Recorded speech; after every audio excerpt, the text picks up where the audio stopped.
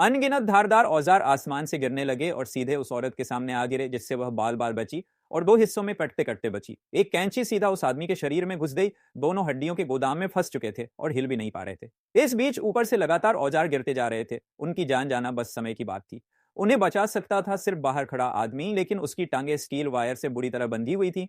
उसके सामने एक स्विच था जिसे खींचने से गोदाम का दरवाजा खुल सकता था, लेकिन ऐसा करते ही उसकी टांगें कट जाएंगी। उस आदमी ने दर्द सहते हुए स्विच खींचा और वायर तुरंत कस गई।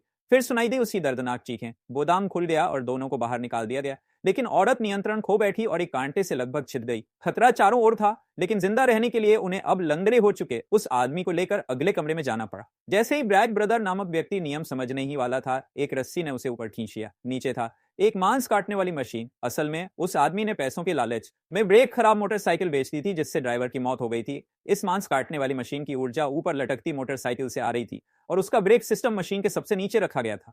मोटरसाइकिल चालू हो गई और मशीन तेजी से घूमने लगी। आदमी धीरे धीरे नीचे गिरने लगा। वह नीचे ब्रेक सिस्टम तक पहुंचने की कोशिश करने लगा, लेकिन जैसे जैसे वह अंदर घुसता गया, उसकी हाथ की चमड़ी कटने लगी। तभी औरत एक लोहे की छड़ लेकर आई और मोटरसाइकिल के पहिए में फंसा दी, जिससे मशीन रुक गई। दोनों ने राहत की सांस ली, लेकिन वे भूल गए थे कि ब्रेक को पूरी तरह से स्थिर नहीं किया गया था।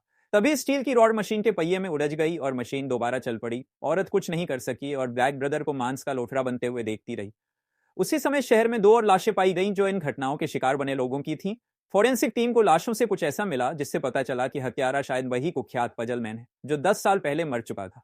तभी फोरेंसिक डॉक्टर ने शव परीक्षण करते वक्त अजीब सा चेहरा बनाया। पुलिस ने उसका पीछा किया और एक गोदाम तक पहुंच गई। वहां वे सभी यातना देने वाले औजार रखे हुए थे जो कभी पजल मैन इस्तेमाल करता था। अगली सुबह और मांस में बदला हुआ शव उसी गोदाम में मिला। असली हत्यारा कौन है, ये कोई नहीं